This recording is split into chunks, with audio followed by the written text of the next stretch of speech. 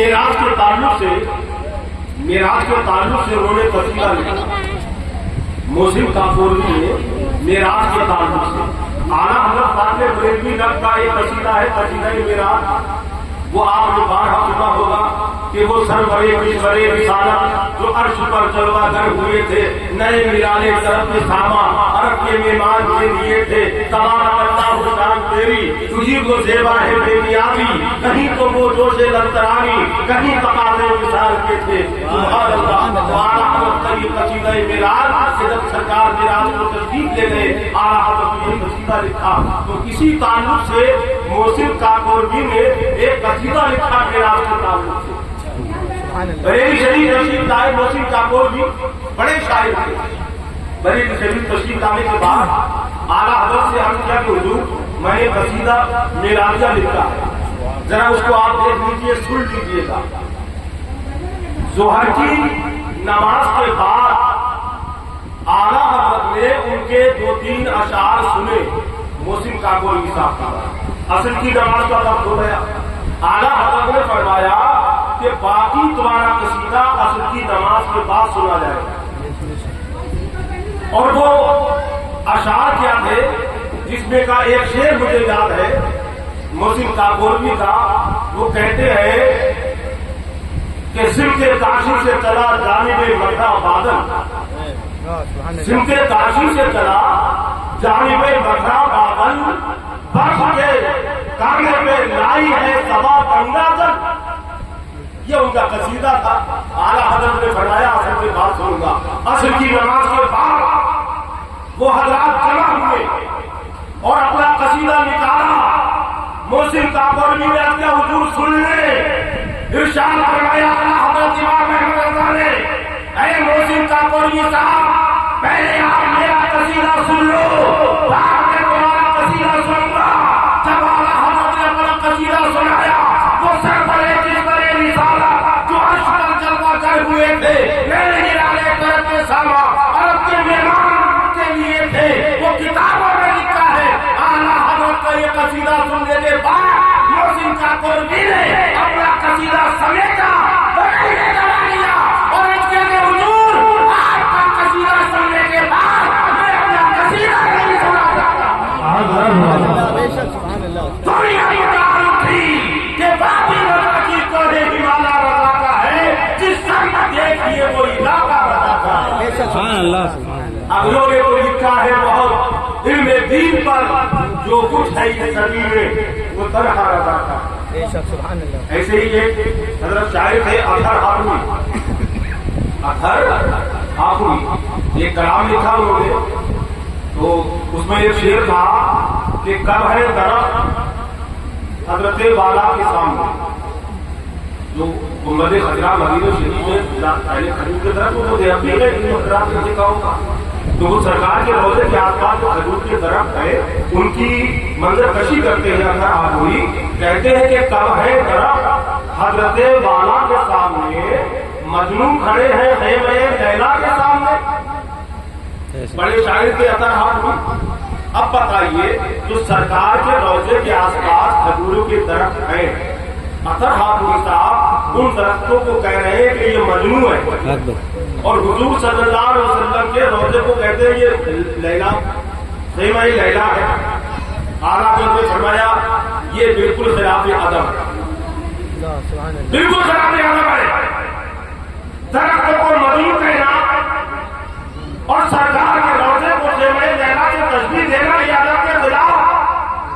کر سکتا اعلیٰ حضرت نے فرمایا اس طرح مت پڑھو بلکہ اس طرح لکھو کہ کب ہے حضرت والا کے سامنے قدسی کھڑے ہیں، عرش معلیٰ کے سامنے قدسی کھڑے ہیں، عرش معلیٰ کے سامنے. اسی لیے تو اعلیٰ حضرت وادی رضا کی کوڑے کی والا رضا کا ہے، جس سمت دیش کی وہ علاقہ رضا کا ہے. تو حضرات ابھی حضرت علامہ نعیم صاحب تقریر فرما رہے تھے کہ ہمارے نبی زندہ، بے شک زندہ. وہ کل بھی زندہ تھے، آج بھی زندہ ہے، صبح قیامت پر زندہ ہے. اور ہمارے نبی جس طرح مکے میں رہ کر مدینے میں رہ کر دنیا والوں کو کھلاتے تھے پلاتے تھے، اور اپنی قبر اکبر میں رہنے کے بعد بھی ہمارے آقا اپنے غلاموں کو کھلا رہے ہیں، اپنی امتی کو کھلا رہے ہیں، اپنے چاہنے والوں کو کھلا رہے ہیں، اور قیامت تک اپنے غلاموں کو ہمارے آقا کھلاتے رہیں گے۔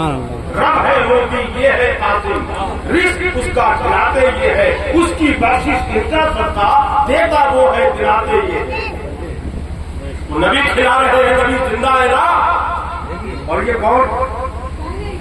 ملا کی بولی نہیں کہ نبی زندہ ہے، یہ اللہ فرمانا ہے کہ نبی زندہ ہے۔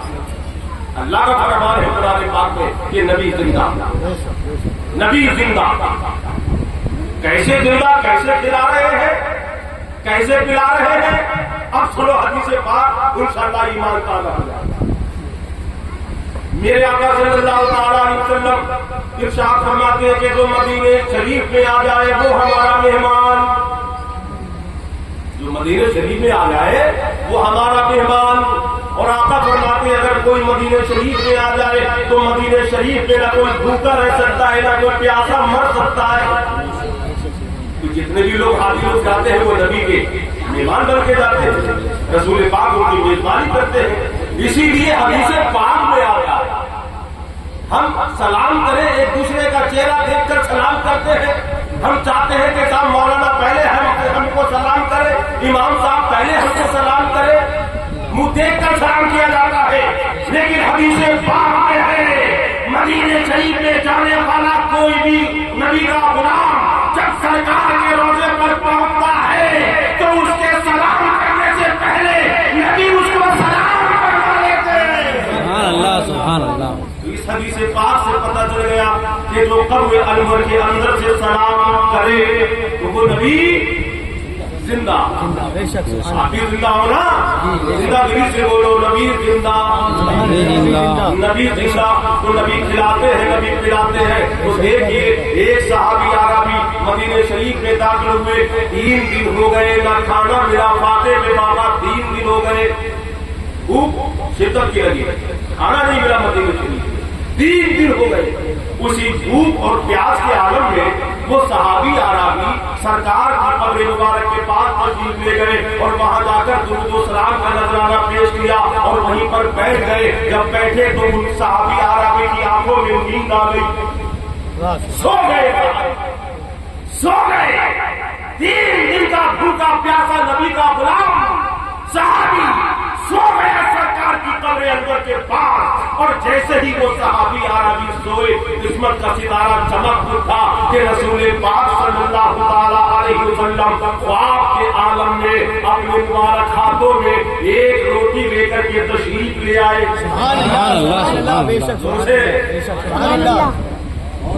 تشریف لے آئے، ایک روٹی ہے سرکار کے ہاتھ میں۔ پھر حدیث پاک میں لکھا ہے کہ میرے آقا صلی اللہ علیہ وسلم نے ان صحابی عربی سے فرمایا لے صحابی کھا لے کھا لے کھا لے، تو نے 3 دن سے کچھ نہیں کھایا ہے، لے کھا لے کھا لے۔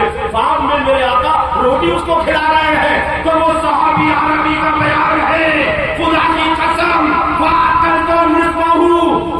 کے عالم میں آدھی روٹی میں نے خواب میں کھا لی، اور جب میری آنکھ کھلی تو روٹی کا آدھا ٹکڑا میرے ہاتھ میں موجود تھا۔ سبحان اللہ، سبحان اللہ۔ روٹی کا ٹکڑا میرے ہاتھ میں موجود تھا۔ سبحان اللہ۔ وہ روٹی کا ٹکڑا ہاتھ میں کیوں موجود تھا؟ آدھی روٹی تو صحابی نے خواب میں کھا لی، آدھی روٹی جب بیدار ہوئے تو ہاتھ میں موجود ہے۔ یہ ہاتھ میں موجود کیوں ہے؟ تاکہ آج کا کوئی وہابی دیوبندی بدعقیدہ بدمذہب یہ نہ کہہ سکے کہ وہ تو خواب کی بات تھی، خواب میں کھلا رہے تھے، مگر وہ روٹی کا ٹکڑا ہاتھ میں موجود تھا۔ وہ بتا رہا ہے کہ نبی کل بھی کھلا رہے تھے، آج بھی کھلا رہے ہیں، قیامت تک ہمارا نبی کھلاتا رہے۔ سبحان اللہ، سبحان اللہ۔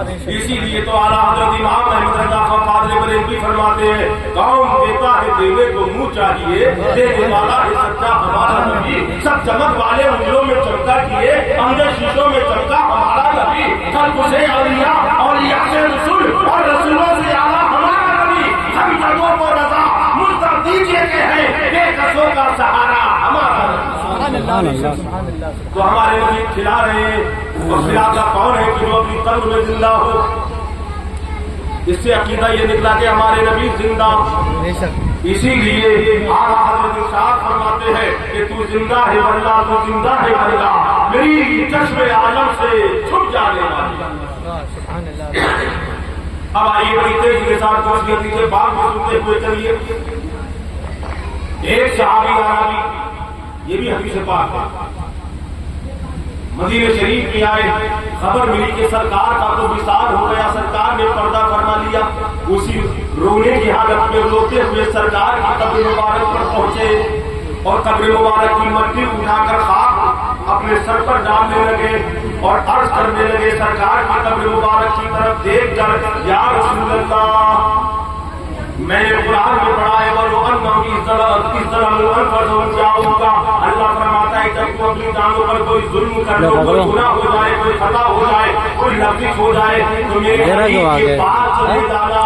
اندھیرا کیوں آ گیا؟ یا رسول اللہ، میں اپنے گناہوں کی طرف کے لیے معافی مانگنے کے لیے، توبہ کرنے کے لیے اور شفاعت کے لیے آپ کی بارگاہ میں حاضر ہوا ہوں۔ یا رسول اللہ، آپ نے تو پردہ فرما دیا ہے، روتا چلا جا رہا ہے، کبھی قبر مبارک وہ صحابی لوٹ رہا ہے۔ یا رسول اللہ، شفاعت کے لیے حاضر ہوا ہو، گناہوں کی معافی کے لیے حاضر ہوا ہو، توبہ کرنے کے لیے میں حاضر ہوا ہوں۔ حدیث پاک میں آتا ہے ادھر وہ رو رہا ہے اور یہ کہہ رہا ہے اور ادھر پاک اللہ سے آواز آتی ہے، اے صحابی کا چلا جا، اللہ نے تیری مغفرت فرما دی ہے، اللہ نے تیری بخشش فرما دی ہے۔ سبحان اللہ۔ اسی لیے تو اعلیٰ حضرت امام محمد رضا بن صاحب فرماتے ہیں، کر کے تمہارے گناہ مانگے تمہاری پناہ، تم کہو دامن میں آ، تم پہ کروڑوں درود، اپنے خطا والوں کو اپنے ہی دامن میں لو، کون کرے یہ بھلا، تم پہ کروڑوں درود، کون کرے دیجیے، تم کو جو راضی کرے، نام رضا تم پہ کروڑوں درود۔ سبحان اللہ۔ عزیزان ملت اسلام، یہ بس 2 منٹ کی اور ایک بات، اس کے بعد تقریر ختم۔ میں سرکار کی زندگی کے بارے میں بتا رہا ہوں نا، اپنے نبی کو زندہ سمجھنا، مردہ مت کہنا، جو مردہ کہے وہ خود مردہ ہے، وہ خود خاک میں مل گیا۔ لیکن ہمارے نبی اسی طرح حدیثوں میں ہے، قرآن میں پڑھو، ہر اللہ کے نبی کو اس کی قبر میں رزق دیا جاتا ہے، کھلایا جاتا ہے، پلایا جاتا ہے۔ ہر نبی اپنی قبر میں نماز ادا کرتا ہے، تو جو قبر میں نماز ادا کرے گا وہ مردہ کرے گا کہ زندہ؟ جو قبر میں کھائے گا پیے گا مردہ کھائے گا کہ زندہ؟ اس سے پتا چلا کہ ہمارا نبی زندہ، اور جو زندہ نبی کا دامن ہمارے سامنے، وہ مسلمان بھی زندہ، وہ غلام بھی زندہ۔ تو ہمارے نبی زندہ، کیسے نبی زندہ؟ ایام حرہ، ایام حرہ کہتے ہیں کربلا کی جنگ کے بعد ظالموں نے 10,000 کا لشکر دے کر مدینہ شریف پر چڑھائی کر دی، مدینہ شریف پہ چڑھائی کر دی۔ کتابوں میں لکھا ہے کہ 3 دن تک ان ظالموں نے، جابروں نے، غداروں نے، مکاروں نے مسجد نبوی میں اذان نہیں ہونے دی، نماز نہیں ہونے دی۔ 3 دن مسجد نبوی میں نہ اذان ہوئی نہ نماز ہوئی۔ اور لکھا ہے کتابوں میں کہ ان ظالموں نے مدینہ شریف میں 10,000 مسلمانوں کا قتل کیا، 10,000 مسلمانوں کا قتل کیا، اور ان 10,000 مسلمانوں میں 1,000 صحابی تھے جن کو ظالموں نے شہید کر دیا۔ 3 دن تک نہ اذان نہ نماز۔ سرکار کے ایک صحابی ہے جن کا نام ہے حضرت سعید ابن مسیب رضی اللہ تعالیٰ عنہ، وہ فرماتے ہیں کہ میں مسجد نبوی کے کونے میں چھپ کر کے بیٹھ گیا، 3 دن تک نہ اذان ہے نہ نماز ہے۔ فرماتے ہیں وہ صحابی میں مسجد کے کونے میں چھپا بیٹھا رہا، اب نہ اذان ہو رہی نہ نماز۔ اب وہ حضرت سعید ابن مسیب صحابی رسول فرماتے ہیں کہ میں نماز کیسے پڑھتا، میرے پاس گھڑی تو تھی نہیں، نہ مسجد نبوی میں کوئی گھنٹہ رکھا تھا کہ میں ٹائم دیکھ کر کے نماز پڑھ لیتا، گھڑی تھی نہیں، نماز کیسے پڑھتا؟ میں بڑا بے چین بے قرار تھا نماز کے لیے، ظالم نہ اذان ہونے دے رہے ہیں نہ نماز، میں کیا کرتا؟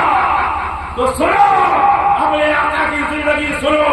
وہ صحابی رسول حضرت سعید ابن مسیب فرماتے ہیں، خدا کی قسم جب جب نماز کا وقت ہوتا تھا سرکار کی قبر سے اذان کی آواز سبحان اللہ سبحان اللہ اور میں نماز ادا کر لیا کرتا تھا جی فرمایا ہے امام اہل سنت نے تو زندہ ہے واللہ تو زندہ ہے واللہ میری جذبے عالم سے چھٹ جانے والا سبحان اللہ تو ہمارے نبی زندہ ہے ایسے زندہ ہے کہ جو